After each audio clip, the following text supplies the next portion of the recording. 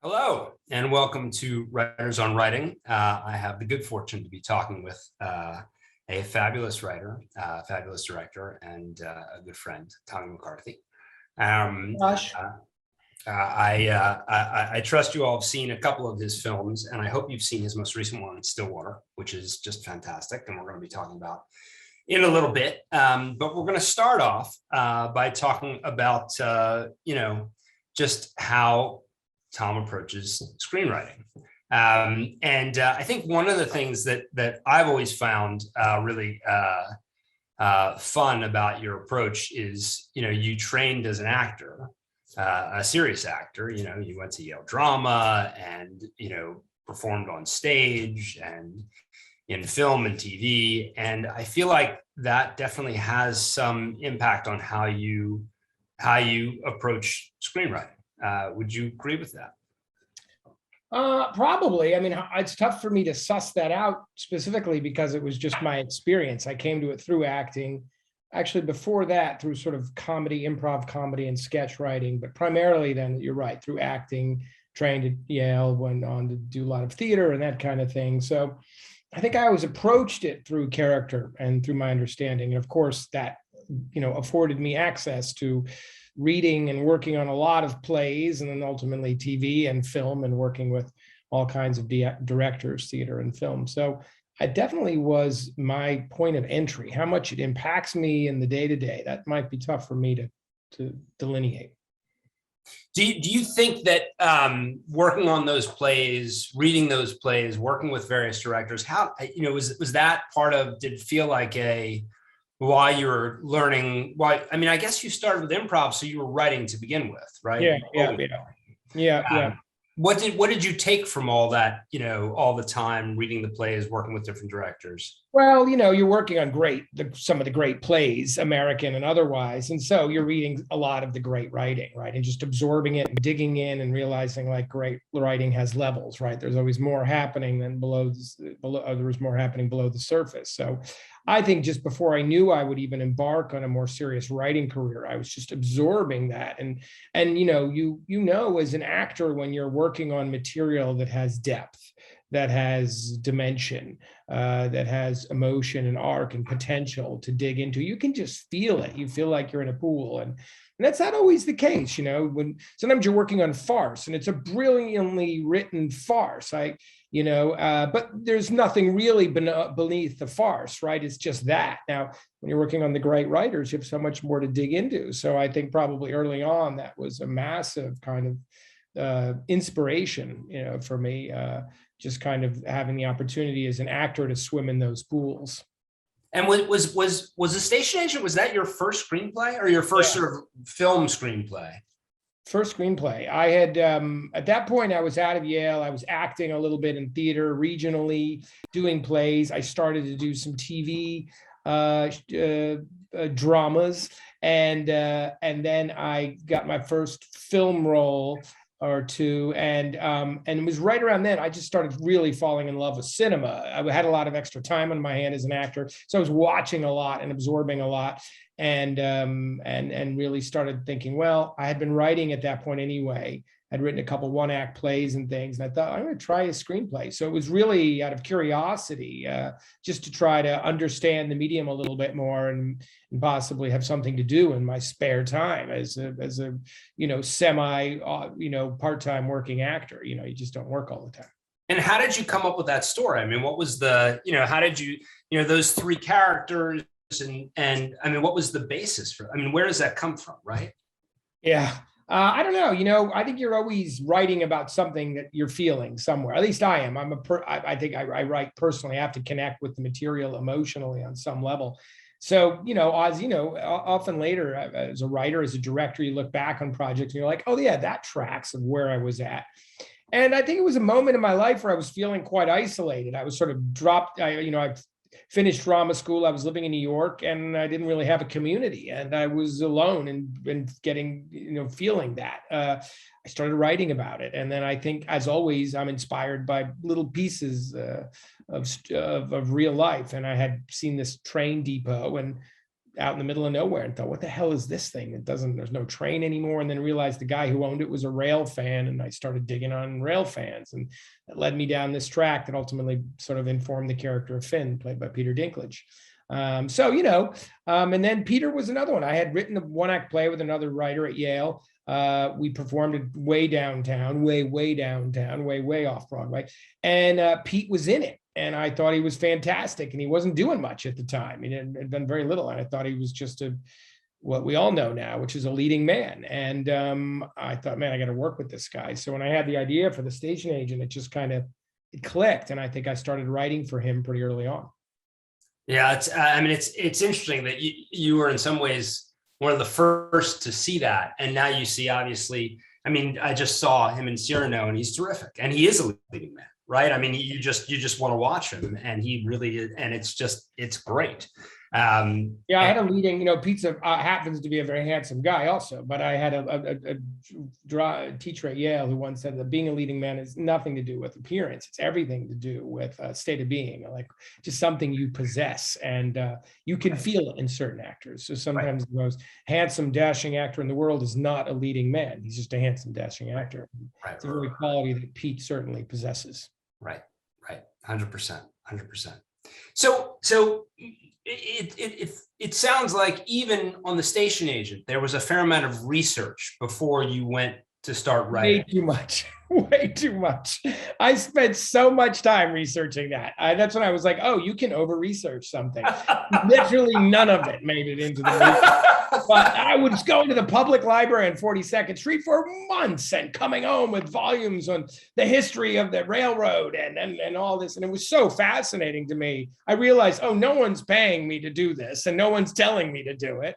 And I'm just toiling away writing this thing. So yeah, I did a lot of research for that, and really, it was just fun and interesting. And, look, ultimately it all informs in some subtle way. But looking at the final product and the amount of research I did, it's not quite commiserate. So, but it's funny because it strikes me about like you've always been like, I've always known you to be incredibly curious. You find a little area and you're like, wow, that's fascinating. And I feel like your movies are a little bit like that too. Like The Visitor, same thing. You found this area and this arena, and you went pretty deep in terms of what his story is and what his predicament is, and you did a ton of research for that too, right? But it was different, right? And a lot of that research did directly end up in the screenplay and movie, because I stumbled on these sort of detention centers back when no one was really writing about them, and thought, wow, this is nuts, and found a way to start visiting them through the Riverside Church in New York, who had a visitation.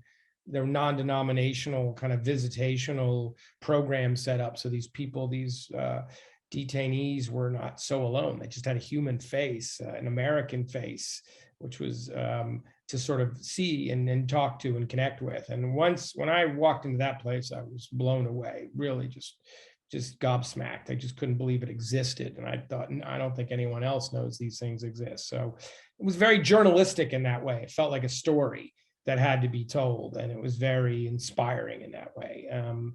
Motivating, maybe it's a better word than inspiring, and upsetting. So, and everything I did there, including the personal interactions and understanding the legalities of it, or lack of legalities of it, as the case may be, were directly informed and ended up in the screenplay. So I had a better hit ratio on that one, I think.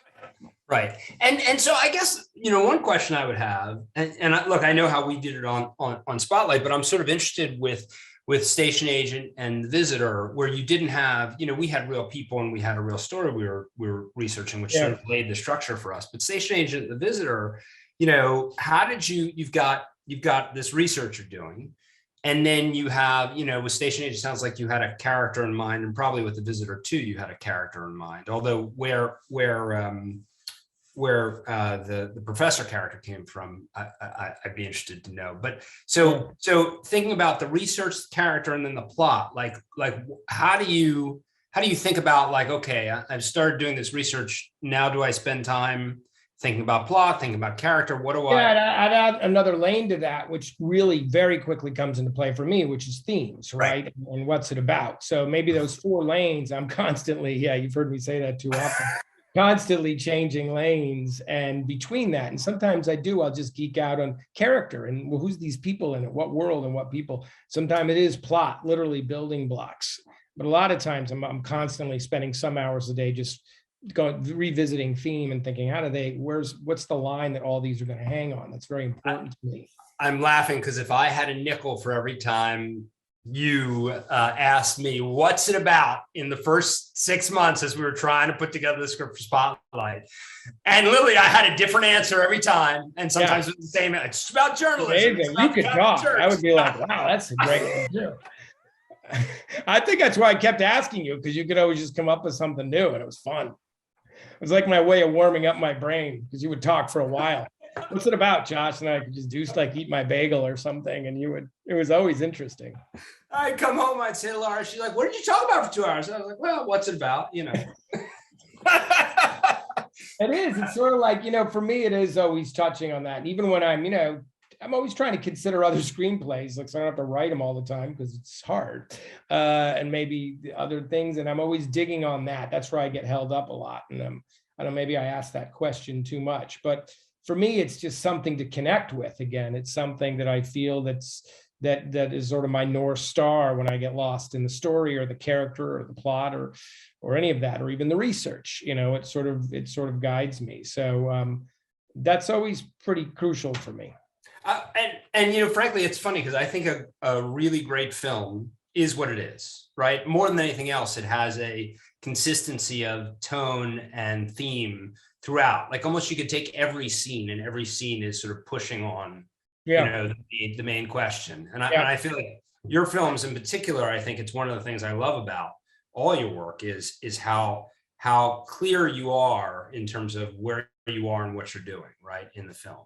Yeah, I think theme probably connects to tone. And look, directorially, I think tone is the most crucial, right? Probably on the page too, but really it's the translation from script to screen where I think tone, for me as a director, becomes so crucial, and understanding exactly what the writer or writers, their intention is, and finding a way to translate that, visually, and understand that tone holds it all together. But I think that is always very deeply connected to theme. And I know the DPs I've worked with that I've really enjoyed working with, specifically Masa on the last couple of films, Stillwater, Spotlight.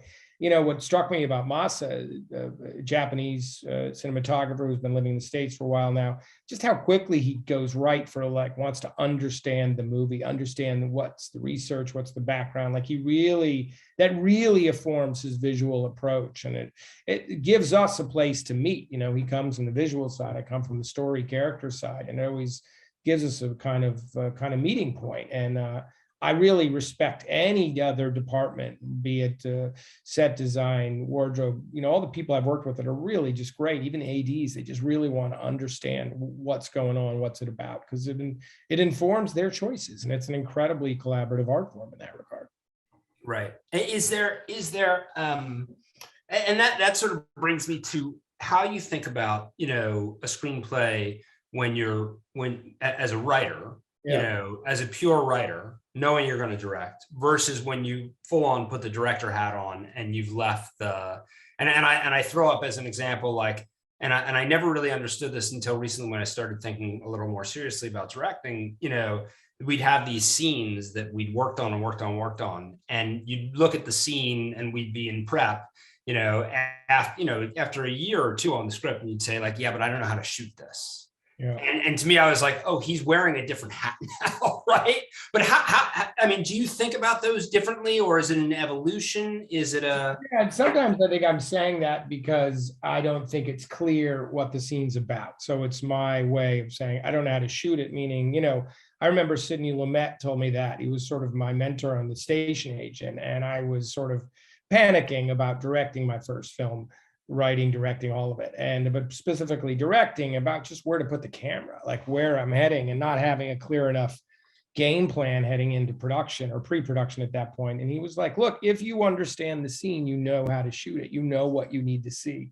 You will be able to see it. And that's always rang pretty true. It's incredibly simplistic, but it's also makes a lot of sense, right? You understand what needs to be stressed in the scene. Now, some people do it more artfully, some people hide a little bit more behind the camera, but everyone has their own approach. But I think it's really is directorially just really, really making your choice on those scenes, on what the intention of the scene is, and ultimately what you think is the most important element of that scene. So I think that's always what I'm saying with it. Once it's crystal clear, we know how to shoot it. And I remember there were some scenes you and I would talk about, specifically at the beginning of the movie, where the camera was who to stay with, what are we showing, what conversation, what part of the conversations are we hearing and not hearing. And I think that becomes, sometimes I'll see that in early screenplays by, less experienced writers. They just sort of the point of views jumping around a lot. Oh, this is happening over here, and it's flipping through here, and it's tricky to pull off sometimes, if not impossible. And sometimes that needs just to be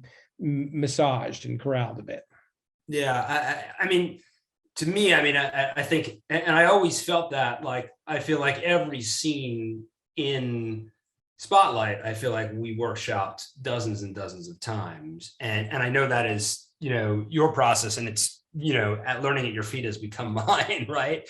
Because I feel like you have this way of honing and honing and honing in on what the scene is doing, and making it as you say, sort of crystal clear, right? In terms of what's happening in the scene, what you're trying to achieve, how you're hitting those themes, et cetera, et cetera. Like that feels like, it feels like a process, and actually a really good one. Yeah, look, everyone has their own approach, right? For me, I like to get to a point, by the time I get to set, I know exactly what I'm doing, so I can leave room for actors to discover and for those moments to occur, those moments of spontaneity in life. And, I don't over rehearse the scenes other than sort of table work. So everyone's clear, you answered most of the questions, and then you get in and you kind of block and lay it out and try to find what's exciting. And sometimes things change. They almost always change, right? Once you get to set, once the camera's there and everyone's on set and the thing starts to feel alive. And I think the more prep I do, the better understanding I have, first as a writer and then as a director, just allows for more freedom there, just a deeper understanding of what's most important and what you're there to get. It's interesting because, one of the things that I remember most about Spotlight was how safe that set felt, most of the time. Most of the time. But, in terms of the world you created, and I never thought about it as a script thing, but I guess in part it was, is having such comfort with the script and having such a clear understanding of each scene that it would allow, because I thought it was also, it was just this wonderful, safe environment where the actors all felt comfortable playing. If you will. Yeah. Also, I think that's what my rehearsals are for, as you witnessed. I like to rewrite during rehearsals. I usually do it 2 or 3 weeks out from shooting, maybe 4. Get the actors together. I usually have the writers in the room. I did that on Stillwater with Thomas in France, and it was incredibly helpful to have them there, to hear the actors speaking the lines, and the script was pretty tight at that point, and we did it on Spotlight also, right? And it's just for us.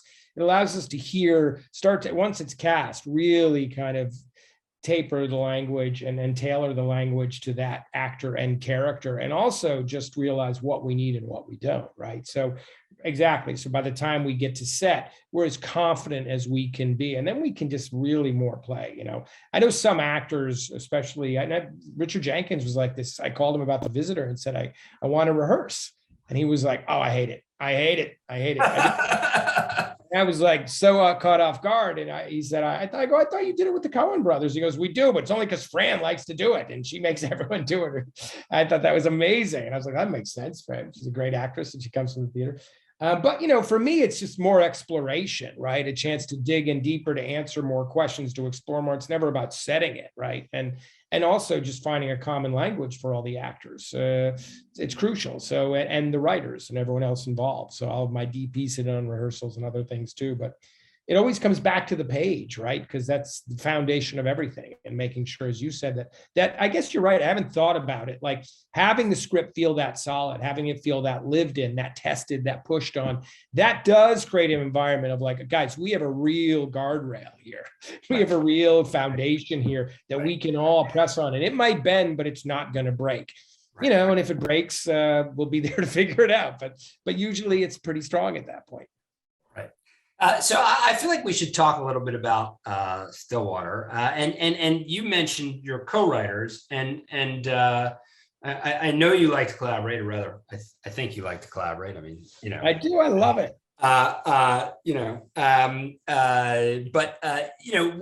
What it's interesting because I know Stillwater began. I feel like you were working on it even before Spotlight. Yeah. And I guess my question is, but the French writers came on later. What made you bring in French writers? I mean, you speak French. Was it about the language? Was it about the kind of film you wanted to make? What was that? I think like another word that I'm always searching for in my films is, or another way I think about it is authenticity, right? I'm always trying to find a reality and an authenticity, be it emotional or cultural or just story authenticity, world authenticity. And I feel like you're right. I basically, the quick genesis, I started it 10 years ago, and well before Spotlight, and got to a draft with another writer and didn't think we nailed it. We didn't hit it. We didn't understand it. It was way just a straight thriller. It was kind of in the box a lot. And it just didn't feel authentic to me. It didn't feel like something I could see and or direct. And, we parted ways. We sort of put it to bed, and I went on, sort of jumped on the Spotlight then. I was also not ready to, we were about to have a child, and I couldn't figure out how to do that and go to France and make a movie. There's some practical ramifications, but ultimately I just didn't think it worked, and I came back to it like 7 or 8 years later. It was another one of those light bulb moments where I'd worked on it for a year with this writer and thought, wow, that might have been, because I was writing it on spec. No one was paying me. And we were. And I thought, oh man, that might have just been a kind of waste of a year. And I've got to think about that moving forward. You can't do that much. You only have so many years. So I realized that, wow, will I ever come back to this without really any clear intention to do so? But picked it up. I was getting ready to make Timmy Failure for Disney Plus, and it pushed because of a scheduling thing. And I had some time, and I just started reading other things, and I read that draft and thought, man, I like the setup of the movie, but I still am not. It's not the movie. So I thought maybe I'm missing some French writers here. It is set 90% of it set in France. So I reached out to who I thought were the two best writers in France who write. I know their movies. I know their collaboration with Jacques Audiard. Just reached out cold and sent them the draft and said, I'm married to nothing but the setup. They agreed, and we kind of started at page one and we thought the movie almost completely. And really what sold me on them was how quickly as writers, they diagnosed what was the problem that I was not able to articulate about the film in a really clear way without providing a solution necessarily, but they're just diagnosing what the problem was. And it spoke to me as a filmmaker, not even just a writer. And I thought, okay, this is good. So I flew to France a couple of weeks later and sat with them for a couple of weeks. And we just really started hammering out where we thought the movie might go. Right. And what was, I'm interested, how was there, just culturally, to steal a line from the movie, culturally, what was their culture? What was, how was their approach different? And, because the movie does feel European in a really wonderful way, I think. Yeah. And look, I know you are a Francophile and have always wanted to make a movie over there, but like, were there things that they brought just, as Frenchmen, that pushed the movie a certain way or one way or another? Yeah, I mean, look, all writers bring something different and valuable to the table, right? But yes, obviously they come from a different and incredibly expansive cinematic universe, French cinema, right? And they're really informed by world cinema, and so they just had a lot of wonderful points of reference. But I think ultimately, as writers, we were kind of interested in the same thing, which is like finding a way to tell this story differently than it felt, and play with structure and tone. But they have a really wonderful way of just embracing reality and letting stories drift where they want to go without trying to over manipulate. And I feel like they're less concerned with the classic structure, classic 3-act structure, classic this. Like they just always they really are pressing on story and structure in unique ways. And I think early on with this one, we would get together, like writers always do, and just kind of beginning of every session, kind of bullshit a little bit, like what's going on, what are you watching, what are you reading, what are you listening to? And it was a moment where we were all listening to podcasts, long form podcasts, S-Town, Serial, some really great ones. Yeah. And, we were talking about it, and especially I think Serial at the time and S-Town to some degree, of just like, man, it starts off as this kind of, there's a crime at the heart, but then it just goes to all these incredible, unexpected and human places and really takes you on this ride. And why can't movies do that more? Why do movies have to be on such a clear track and arc, or just be one or two things? And we became very enamored with that style, that kind of long form podcast story style.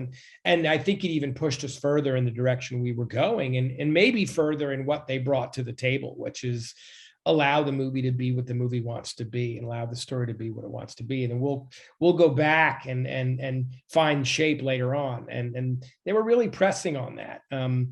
But really, at the end of the day, it was three writers just sitting down and there's this sort of triangulating on story, Right. I mean, I will say, like, it's one of the things I love about collaborating. And look, I came up through TV writing, where that's all you do is collaborate, right? Yeah. With room. And, when we first started working together, I was like, oh, wow, this is like me being in the greatest TV room ever, because I'm getting to bang with you, right? Who I very much like how you tell story and loved your movies, and and feel like it's one of the things I love. And I will say, like, I love how the movie, it drives as a procedural, for a while, and then it stalls, right? And I don't mean stalls in a negative way. I mean, it feels very authentic in that suddenly the procedural falls away, and it's really about 4 months later. And this guy is in France, right? And trying to figure out what to do. And in some ways, like, it felt much more authentic than any traditional Hollywood thriller, because that's how life happens, right? And if people were really trying to do, how it would happen. You'd have 4 months and you'd be like, what am I going to do? And you're not sure. And will you take a job? And you wind up with, like, I sort of love that. And then it's like, it opens up into this whole other movie, which I think is kind of wonderful, Yeah. I think that was the idea, right? To let the movie and this character go where he has to go. And that speaks to tone, right? The tone had to be consistent for that to work on some level. But you're right, like in a classic thriller, there's no time for that. Right. And I think two things are missing, right? Any detours, any like real in-depth emotional or story detours, one, and two, consequence, right? There's very little consequence in classic thrillers. That. And I think, you talk about Thomas Noué, that was something they articulated early on. They had this sort of way of approaching story, and they referred to it as A and B story, A being a classic drama, a human drama, and B being genre. So it's not a grade, it's just a demarcation sort of varying ways of telling story. And what they, as they put it, they like, which I think rightfully say, in the original script, the first 10 pages was an A, sort of this character story, and then it became a hard B right the way through. And they're like, let's keep playing with the A and B. So let the procedural drive, let the human story drive, let the relationship drive it at points, let the father-daughter element. And like, again, it goes back to podcasts, right? Take S-Town, right? Starts with a crime and a call, and ends out, and then becomes sort of all an examination of a lot of things, a man's relationship, a man's history with race, a man's this, a man's that. And so sort of drifts from lane to lane, right? And theme being the one thing that maybe, as we talked about earlier, continues to connect it. So that's really what we were shooting for with Stillwater, right? Like, let's allow it to go to those places. And, what it provides also is stakes. Like, when you come back, say, after 4 months later, and you really see the life this man's built and the opportunity that it's affording him, or, the potential that's there for him and this new life, the more you buy into that, the more you understand and connect with that, the more there's payoff at the end, the more there's consequence. Right. Which is what makes the end so heartbreaking. I guess a question, and in some ways you've already answered it, but just to push you on a little bit, like, how do you, because I thought the tone was beautifully maintained, but how do you think about that? I mean, you've got to be a little nervous, as you're going from lane to lane here, and this is traditional. Like, how do you think about, as a writer and as a director, maintaining tone so it feels like one movie? I feel like I feel like as starting with the writing element of it, specifically with tone, it's all about authenticity and kind of coming back to the truth of the scene and the world. And maybe that's a lot driven by Bill and his character and his perspective in this world. And, I remember early on, Noé was like, is France far enough for this guy to go that when he gets lost in the culture and the system a bit, that he feels out of place? Like, does it need to be farther than France? Right. Are we that different? And I said, yes, we are that different. And to some people, we're there, it's even more different. I think Bill Baker's one of those people, right? He just hadn't stepped out of his lane very much in life. So once he did in Marseille, it was incredibly challenging for him on every level. And I feel like, that's what we kept coming back to, right? That was our North Star. Like, does this track? Does this feel honest? If we were listening to this on the podcast, we'd be like, oh man. All right. That's what okay. It can still be surprising, right? It can still be challenging, but ultimately it's got to be believable, right? And I think that gets back to authenticity. And if you look at it and say, I don't buy that at all, then we're lost, right? But if the story keeps unfolding in ways that make sense to that character and his journey, then we could kind of, as you said, in life, it can kind of go anywhere, and it's just really where you choose to spend the time as filmmakers, as writers. Yeah, it's amazing because I feel like the three performances of Bill, of Matt playing Bill, and the actress who plays Maya, and the actress who plays Virginie, those performances are all so strong, and those characters are so rich and lived in. Yeah, you just sort of want to watch them. They sort of hold you regardless, right? And it's funny because I also think like it's super interesting. Like, I think if you'd done it in Paris, it would have been much harder because you have a tourist element, whereas Marseille is truly foreign, right? It's really French, right? There's not a tourist element really in Marseille. Like, exactly. Like, I mean, I think there's something, it's almost like the three characters and the character of the city, right? I think so. And I think that's where, you go back to research and how it informs the writing. Well, there's a real sort of feeling in Marseille. There's a kind of, it's a port city, and it's a coastal city, and it's a Mediterranean city, and it's incredibly diverse. But overall, there's this sense of like, there's a French word, tranquille, which is like tranquil, relax, slow down, tranquille. We hear it all the time. Like, where are you going? What's the rush? And there's something in the pace of that, which I think informs the scenes. And look, Bill moves at his own pace anyway. Bill Baker played, that Matt plays, he's got this sort of really plodding, very a man of the earth, and moves at his own pace and his own speed. And then he finds himself in this environment. So I think that even informed us as writers, like trying to find that kind of quality of life that this guy was able to settle into. And I think, look, as writers, I feel like every screenplay has those little hurdles you have to get over. Sometimes it's story, plot, sometimes it's relationship, right? And we had to believe that on some level, this sort of theater actress transplanted from Paris, now living in Marseille, would somehow become entwined with this roughneck visiting his daughter in prison. And to the point where, she takes him in first as a boarder and then ultimately as a lover, that's believable in that world. And we're always like, are we going to buy that jump? Are we going to buy that she would do this? But, ultimately it was just a real in-depth look at Virginie's character played by Camille Cotton, the wonderful actress, and like how just empathic she was, how open she was. Even her best friend says, this is one of your causes that you're taking on now. So it tells us a little bit about her. It's finding the reality in that I think justifies not just plot, but relationships and arcs.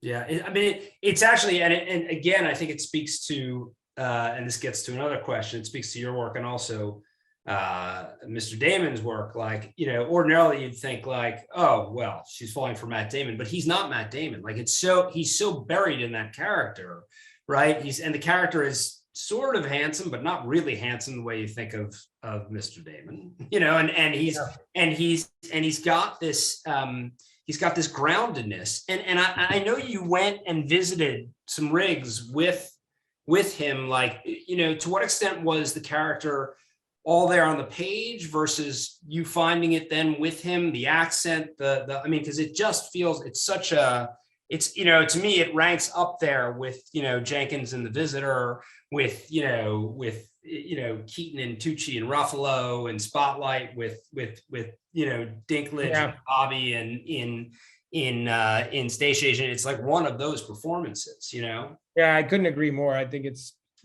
insanely nuanced and restrained and deeply felt and transformed performance. And look, you need an actor who can pull that off first and foremost, as you know. Like as writers, we all need that. We need those actors who can literally elevate the material in a way and live in it and expand it. It's twofold. One, writer, going back to research, right? Spending a lot of time going to Oklahoma and driving around the country and sitting with the Roughnecks and taking their photos and interviewing them and recording that and letting that really start to, and the culture of Roughneck, and really trying to understand that, what that meant to that place, how that informs character. So deeply, having an understanding of that and obviously how that informs the character and screenplay, and then bringing Matt there. So Matt and I early on went there. Yeah. We took him. At that point, I had really refined my sort of list of Roughnecks that I was using as sources, and said, "Hey guys, I'm coming back, but I'm bringing this actor, Matt Damon." And they were all like, "No shit. All right, we'll pick you up at the hotel and drive you around." And they did for a couple of days. And we went, everything from barbecues to shooting to family parties to bars to just, to visiting rigs to visiting oil fields, just kind of driving all over with these guys and letting Matt soak it in. And good actors do that. He couldn't wait to do that. I mentioned, he's like, "Let's go next weekend." And all that is informing, and then we take all that back to the rehearsal table with us, right? Okay, there's the script, there's the roadmap. What do you got? What else do we have here? And to me, that's just the best. It's so juicy. It's why we do this, man. It's just like, even talking about it gets me excited, right? Because it's just the best part of the work. Obviously, we all love when movies come out, all that other fun stuff. But man, when you're in that sweet zone with like actors who are fully committed and material you really trust and research, and it's all kind of coming together, that alchemy is really, as you know, it's the best part of our job, right? So I think that's, it's all part of it. It's all what informs that performance and what ends up on screen. Yeah.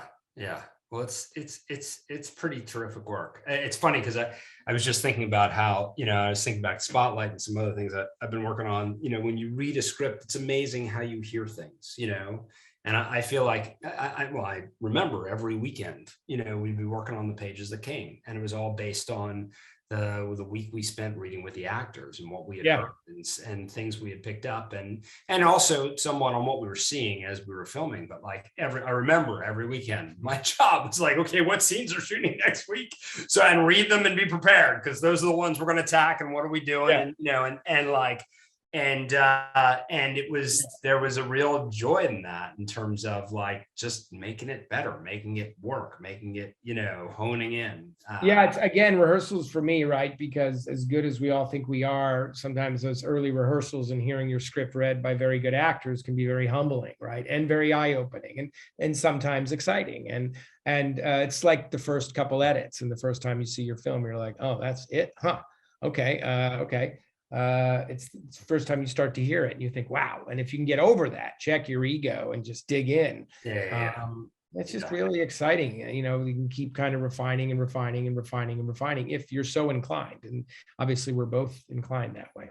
We're going to start opening up to questions. Before we get there, though, I wanted to ask about two scenes in Stillwater. One, which is probably one of my favorite scenes in the film, which is right after Virginia and Bill have slept together, and it's just a shot of them, and I think it's locked off. You're just looking at the three. Bill, Virginia, and Maya are sitting there. Maya's like playing with cards, and Bill's reading the paper, and you do this thing where Bill looks over Virginia and they have a little smile, right? Yeah. Of like, oh wow, our relationship's changed. And then Virginia looks over, and Maya sort of caught it, and they have a smile. And Maya sort of is like clearly happy and goes back to her cards. And then Virginia and Bill share a look, and it's just so beautifully choreographed. And my question is, was that on the page? Yeah. Did you write it out like that on the page? Was it, was that something found in the moment? No, it was very on the page. I think it was really short. It was an eighth of a page, maybe 2/8 of, Bill touches her leg. Maya clocks it. Maya and Virginie share a look, mother, daughter. And then Bill sort of clocks it late. And then and Maya goes back to her cards, and Bill and Virginie share a look. So it was really mapped out simply written on the page, but it was a really fun moment to kind of, because, it's one shot, right? So we really took our time and just found it. But that, Lilu, the little girl who played Maya, is just insane, right? And just has that presence and that timing. It's just like, you just find kids like that a little bit. And the way she kind of looked first at her mother, connected, mother-daughter, that incredibly powerful bond. And then with Bill, the sort of new man who she obviously is enamored with, and then back to her game. It was a fun scene to shoot. We did it probably 2 or 3 times, felt like we had it and moved on. But yeah, I love that scene. It's just such a beautiful little. I love that moment. And then the other scene I was curious about is, I was rewatching the end, and you have the scene, the Abigail Breslin scene, where she gets, it's the reveal, right? The big and upset.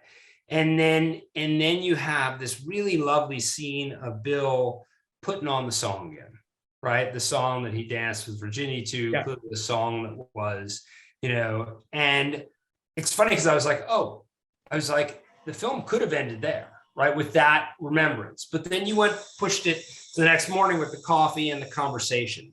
And I guess my question is, like, what did you feel like you needed to be said in that conversation that hadn't been said in that moment with Bill, right? Yeah. Well, I think, look, it's a really complicated ending. It's one of my favorite endings of any movie I've ever made. And I think part of that is just trying to really talk about grinding and hammering on a scene, really struggled with it, because in a way he's a changed man, but to what regard, to what end, right? Yeah. And there's a real question of where he's left. Is there, how tragic is it? How painful is it? How hopeful is it? Yeah. And I feel like, I think now more than ever in life and in this world, we're realizing people can hold the good and the bad, and moments can hold the good and the bad. They can be both tragic and hopeful. And I think trying to find that in the kind of language of that father and daughter, specifically from that part of the country, was just exciting. And I remember there was a Jacques Brel song that I think Noé had played at some point in the rehearsal room.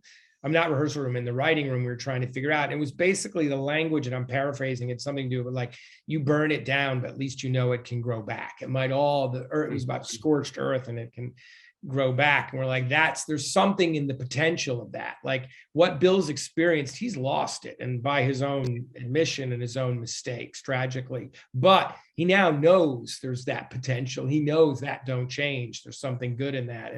And there's something incredibly powerful and real about that, which felt very human, and to me, very relevant to where we are right now. As people, and very emotionally connected to where we are, if not as logically connected. So that scene always felt critical to us, that we had to go back to be with them together one more time on the porch. And, without seeing what they're seeing 2 very different places, 2 different, 2 different opportunities at this point. But to be with them as they see that felt very important. Right. It's a great film. It's a great film. All right, we've got some questions from the studio audience. Can you see these too, or just there's a question thing now. I'm scrolling on it. Oh, yeah. Okay. Cool. Why don't you? I just got it. Okay. I want to just go in order. Yeah. So how do you approach writing a character like Finn, who does not share your lived experience? How do you get in their head? Look, it's what we do, right? As writers, I think we're at an interesting discussion point in that right now, without getting too bogged down in it, but who can tell whose stories, and what is research? And I think, with Finn, I had the idea to include Peter. I directed him in a play. And I do know that there was a moment when I had the idea, I called him and I said, can we meet for coffee? And I said, I want to write this character I'd like him to be a dwarf. I'd like him to be you. I'd like you to play it, but I'm not one. So I'll need your input and help, but let me take a shot at a draft and you tell me. And I remember handing him that script. It was terrifying because he's a dear friend at that point, and I didn't want to offend him. And you feel, as writers, we're always vulnerable. We're always writing outside of ourselves. I don't care how careful we are. It's inevitable. And I think it's a wonderful, beautiful thing. It's what we love about writing. And I think with Peter, I handed him the draft, and then we started talking a lot and talking intimately and really trying to get to the truth and what his feelings were. And of course, as a writer, I missed the mark at times, but his input was incredibly valuable. And same with a roughneck. I've never, I don't have any experience as a roughneck from Oklahoma, living in small town Oklahoma, but I spent time with these guys. I asked them a lot of questions. I had them read drafts. I had them weigh in. I had them listen. I had them want, that's the work. That gets an interesting question. How much of the dialogue, like, so, Bill's dialogue has a very specific pattern and there's a specificity to how his dialogue unspools and the language he used, right? He's got a patois that is very specific and feels very real and grounded. And my question is, did you write that into the script? Like, if I read the script, would it read the way the dialogue is on screen, or is that something Matt took lines you guys wrote in a more typical vernacular that he then? No, I think we wrote that. In fact, I got pretty close because I had these incredible roughnecks to listen to, and as a writer, you just hear the rhythm of it, and a lot of it was just reducing the language, right, and just trying to be as reductive and efficient as possible with the language, and really finding the rhythm of Bill Baker and leaning into that. As Matt got involved, I'm sure he took, made it his own at moments, but it was pretty much there on the page. In fact, there's a wonderful writer-director out of Tulsa, Sterling Harjo, who's the creator of that great new show, Reservation Dogs. And I knew Sterling from a while back. And there was a moment where I called Sterling and I was like, hey, you want to just read through the Bill dialogue, and wherever you think it's too much, because he's from there and his best friend growing up was a roughneck and he knows these people. And I just said, just help me, help me weigh in. We did a whole pass. I was in Marseille. We did it on, on the computer and just kind of like talk through it line by line. And he had a funny thing. He's like, just think of it as lazy. Whenever you can lose a preposition or a word or an adjective, just lose it. They don't need much. They're just getting to the point. And that really drove that. And I remember I did a whole pass like that late in the process, just to try to make it feel as lived in and as authentic as possible. Right. It's funny because it also makes me think of, like, on Spotlight, I feel like with Robbie, with Mike, frankly, with Marty, right? Marty had such a specific patois to how he spoke, right? And I think I wrote, I think you probably hit me for writing too many ums and uhs, right? But it's sort of the way Marty, Marty does it. And, so we wrote it, and then Liev did a version of it. And, and I remember even with the Spotlight gang, we went through, and I think we did a read through with Robbie and Mike, where we literally went over every line. I think I've done that. You would say. Yeah, I almost always do that. I just think whenever you have someone that can weigh in on that, it's incredibly helpful, right? And we were trying to find a certain vernacular and inside baseball sort of lingo that felt real, that didn't feel expositional, and felt like these are how these guys would talk when no one's around, Let's go to another question. What do you got? So this is from Helen. Do you believe you need to determine a theme for the film before you begin writing? How open are you to changing the script during filming? Which we've talked a little bit about. How often are you to changing the theme? Do you believe you need to determine a theme for the film before you begin writing? Yeah. And how open are you to changing the script during film? Those are two different questions, Helen. I don't. I think it's important to me. I consider it right off the top. It can shift. It's certainly with every movie, especially complicated movies thematically. I think they're moving. Themes can move, and they can grow, and they can emerge during the screenwriting process. Can be a while, right? And the world changes, and themes can change accordingly. So that, I think, can be fluid. But yes, I need an idea early on. All right, I can thematically plan a flagpole that this will be here in some, even if it becomes an A or B or C theme, it's there and it's important. It's enough for me to hang my cap on. So there's that. And how open are you to change the script during the filmmaking process? Yeah, I'm totally open, because sometimes it's essential. You see things in dailies, you see things in performance, or there's some practicality, a location changes, a moment changes. You shoot something, and you're like, I want to go back and get that. Tama and Niue have this really, you talk about process, they've got this great process. They call it Kaye B, the B notebook, where when there's scenes and bits of dialogue that they really like, but it falls out of a draft. We've done this, Josh, right? Oh, I really love that little they'll put it in their Kaye B and they'll just hold it. They'll just hold this. And as they get closer and closer filming, they'll sort of look at that and suddenly they're like, hey, that can fall in here. Here, we're going to be at that location. Let's just shoot this little bit of dialogue. We might just want it. And it's like incredibly, we did it a couple times in Spotlight. It was really fun. Yeah. And we just sort of like, and also it lets you keep ideas alive, themes alive, dialogue, characters, moments, because you don't feel like you're just dumping it in the wastebasket. You're putting it into the Kaye B. So it lets you let go a little bit more and also allows you to hold on in a really fun way. Yeah. It's funny because it makes me think of, one, I feel like, we unearthed any number of themes while we were thinking about what's it about for Spotlight. And I feel like the great thing was all of those themes wound up in the movie, right? Yeah. There were the main themes, but then there were all these secondary themes and we did it in different ways.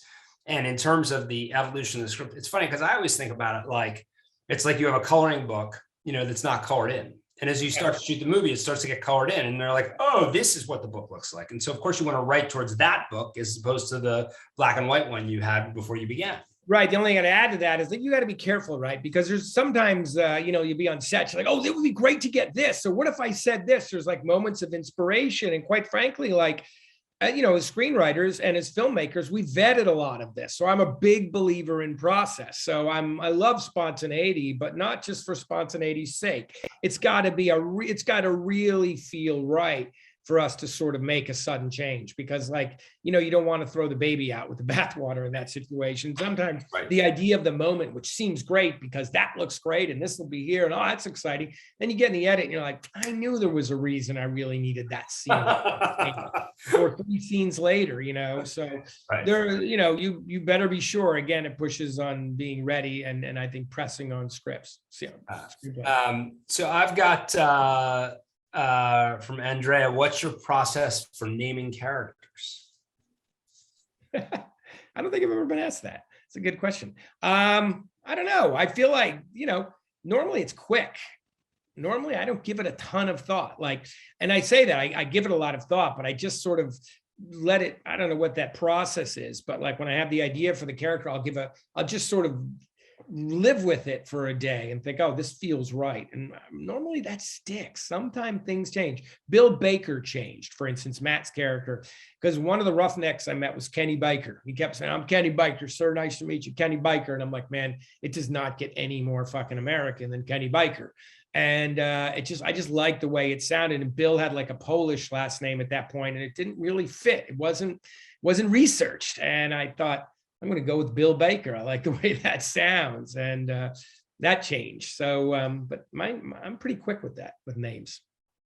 For me, I'm just, if the real guy's name is Marty, you call him Marty.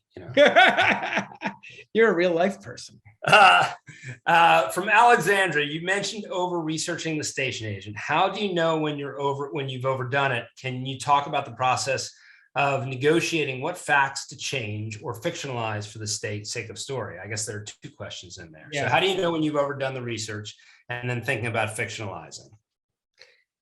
Well, I knew I was overdoing the research because I wasn't writing the screenplay. Right. I was like, I should probably write a page. Right. And I'm a big fan of research, so I don't know if you can really overdo it unless it's getting in the way of the work. And I've met some writers, but I've been researching this idea for 3 or 4 years. I'm like, all right, buddy, it's time to just write something, and I know it takes time, but you gotta get pages, right? So I'll get to a point where even though I'm deep in the research, I'm like, all right, I have enough to get going here. And every process is different. Spotlight was different. Stillwater had a different kind of research. There was a lot of early legal stuff and cultural stuff that we had to figure out, story stuff. So, I think it's I think it's always informative. And if you have the time, but just don't let it become the sort of dominant thrust in your life. You got to get to writing.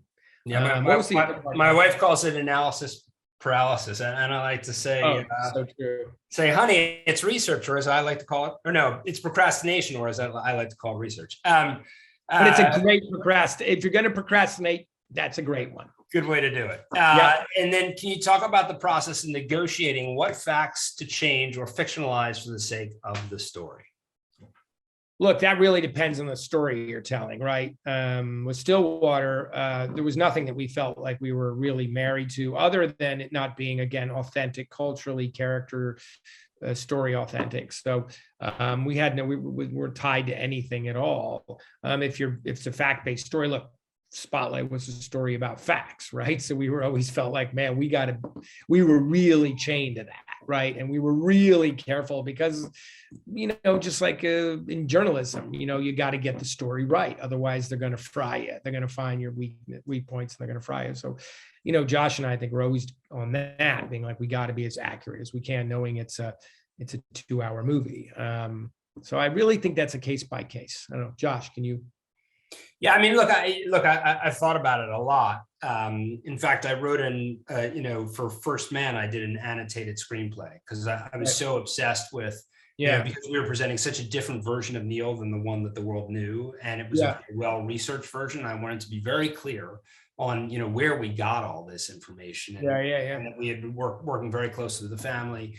But it also made me think, like, where do you feel comfortable making fudging and where do you feel comfortable not? And for the most part, I'm pretty conservative. Like, I don't feel very comfortable fudging when it's fact-based, and often find that it's more interesting, if it is real life is often more interesting than fiction. And if you can manage to represent that, it's a little bit like what you were saying about, like, don't do what a typical movie does. Like, I think one of the strengths of Spotlight is it's an ensemble piece. It's not traditional, right? And so and that allowed us to be close to the facts. But I think you're right. I think it's case by case, and really, it's a bit of a, it's having a real sense of it goes back to tone and theme, right? So I agree.